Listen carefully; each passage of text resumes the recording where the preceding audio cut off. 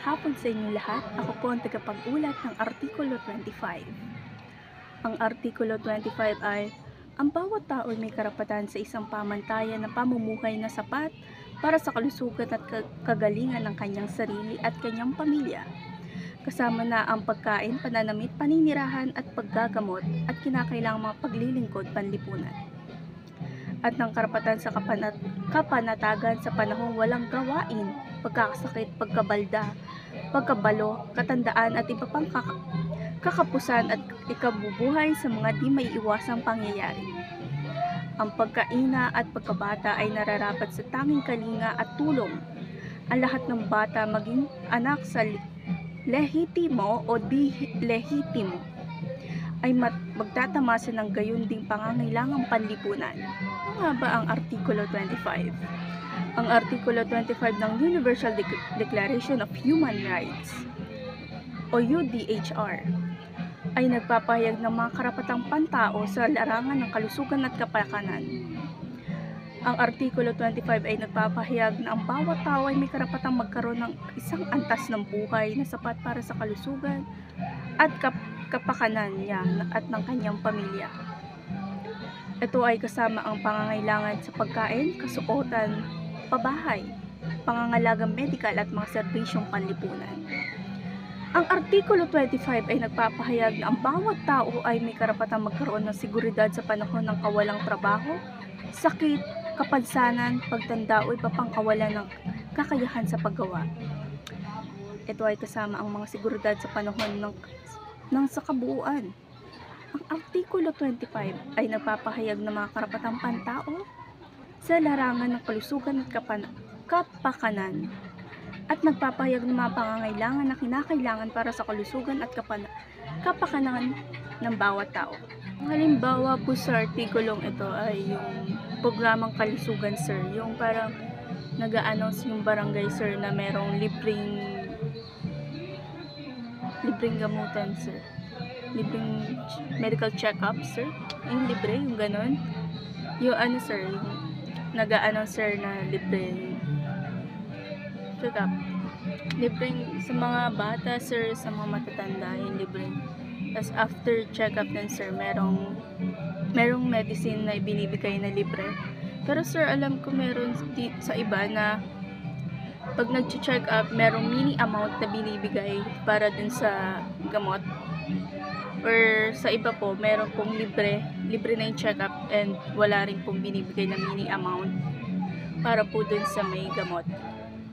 Yeah. At yung pangalawa po, sir, is yung mga tulong, sir, sa mga na anuhan ng bagyo, sir. Gaya na lang bibigay ng mga pagkain kasi na ano sa bagyo. Meron dito sa atin, sir, yung sa may naanuhan ng bagyo, binibigyan po ng ayuda galing sa gobyerno, sir. And yung gaya na lang po, halimbawa na lang din po yung nagkaroon po dito ng virus sa atin, yung pandemic. Nagbibigay po ng pagkain or ayuda yung mayor, sir. Yun, sir. Binibigay po nila bigas, pagkain, delata, sir, ganun, sir. Ganun po yung halimbawa para sa akin ng Artikulo 25, sir. Salamat po at maraming salamat sa pakikinig. Magpalang araw po sa ating lahat, lalo po kay Sir RJ Bilag. Ngayon po ay ako inatasan na iulat ang Artikulo 26. May karapatan ang bawat isa sa edukasyon. Ang bawat tao ay may karapatan sa edukasyon. Ang edukasyon ay dapat walang bayad. Hindi mababa sa elementarya at batayang antas. Ang elementaryang edukasyon ay dapat pilitan. Ang edukasyon, teknikal at profesional ay dapat maging abot kaya at ang mas mataas na edukasyon ay dapat bukas para sa lahat batay sa kakayahan. Halimbawa, si Ana ay isang batang babae mula sa isang mahirap na pamilya ay nakakapag-aral ng libre sa isang pampublikong paaralan sa kanilang bayan. Kahit wala silang pera, may access siya sa kalidad na edukasyon dahil ito ay isang karapatang pantao Hindi siya maaaring ipagkait ng karapatang mag-aral dahil ito ay protektado ng Artikulo 26. Ibig sabihin, kahit ano ang estado mo sa buhay, mayaman man o mahirap, dapat may pantay kang pagkakataon na makapag-aral. At doon na po nagtatapos ang aking pag-uulat. Maraming salamat po. Pagpalang hapon po sa inyong lahat. Ako si Lea Carlo Mangalas. At ako naman po si Riza May Pirustia. Kami ay mula sa pangkat 5. Ngayong hapon tatalakayin namin ang Artikulo 27. Ano nga ba ang Artikulo 27? Ang bawat tao ay may karapatang malayang lumahok sa kultural na buhay ng pamayanan upang tamasin ang sining at makibahagi sa pagsulong ng susensya at mga benepisyo nito. Ang bawat tao ay may karapatang protektahan ang moral at material na mga interes na nagre-resulta mula sa anumang pag-agham, pampanitikan o masining na produksyon kung saan siya ang may aklat. Ang halimbawa ng Artikulo 27, Isang musikero ang nakagawa ng orihinal na kanta, ngunit ginamit ito ng isang kumpanya sa pagtalastas nang wala pahintulot mula sa kanya. ang solusyon naman dito, maaring magsampa ng kaso ang musikero gamit ang Intellectual Property Code of the Philippines, RA 8290, upang mabawi ang kanyang karapatan at makatanggap ng nararapat na kompensasyon. Yun lamang po. Thank you! Mapagpalang araw sa inyong lahat. Ako nga po pala si Mary Faith Diose, ang mag-uulat ng Artikulo 28. Ang Artikulo 28 ay nagpapakita na ang bawat tao ay may karapatan sa kaayusang panlipunan at pandaigdig na ang mga karapatan at mga kalayaang itinakda sa pahayag na ito ay ganap na mag-iisa katuparan. Halimbawa, si Pipay ay taong gulang at lumaki sa maayos na kapaligiran kaya't nagdesisyon siya na umalip sa Clean and Green dahil siya ay may karapatang maayos ang panglipunang pangdaigdig.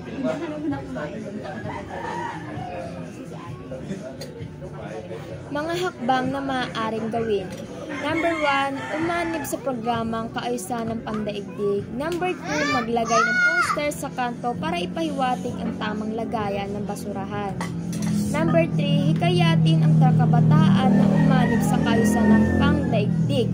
Narito ang mga dapat nating alamin na ang bawat tao ay may karapatang kaayusang panlipunan.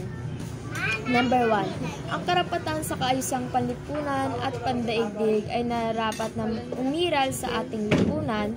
Halimbawa nito ay ang pagkakaroon ng pantay na karapatan at pagkakataon sa trabaho, edukasyon at kalusugan. Kailang maitupad ito sa lahat ng sektor ng lipunan upang magkaroon ng tunay na kaayusan at pagkakapantay-pantay.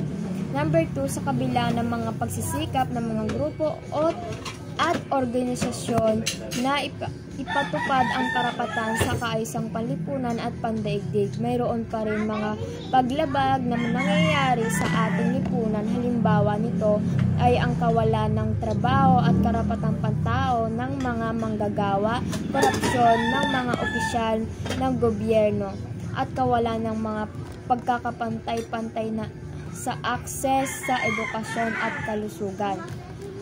Number 3, mahalaga na makamit ang karapatan sa kaayusang panlipunan at pandaigdig dahil ito ang magbibigay ng pantay na oportunidad sa lahat ng tao na magkakaroon ng magandang buhay sa pamamagitan pagkakapantay-pantay, pagkakaroon ng oportunidad para sa lahat na magkaroon ng trabaho, edukasyon at kalusugan, at ito ay makakatulong sa pagpapalakas sa ating lipunan at sa pagpapalawak ng ating kaalaman at kasanayan. Ang pagtataguyod ng karapatang na ito ay magpapakita ng isang mas malayang patas at makatarungang mundo para sa lahat. Yun lamang po at maraming salamat.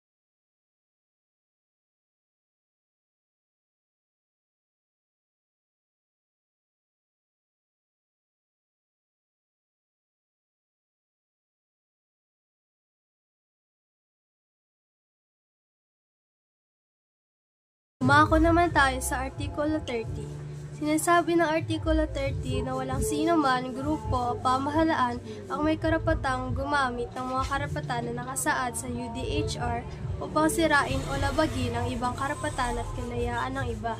Ibig sabihin, hindi maaaring gamitin ang mga karapatan para abusuin ang ibang tao o para magtulak ng mga aksyon na sumisira sa karapatan ng iba. Halimbawa nito ay ang sitwasyon na may kaugnayan sa hate speech.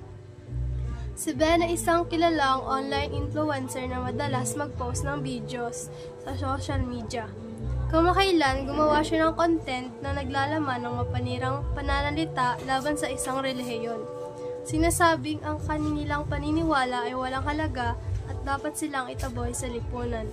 Dahil dito, maraming tagasunod niya ang nagkomento ng masasakit na salita at nanakot ng karahasan laban sa mga taong kabilang sa naturang relihiyon.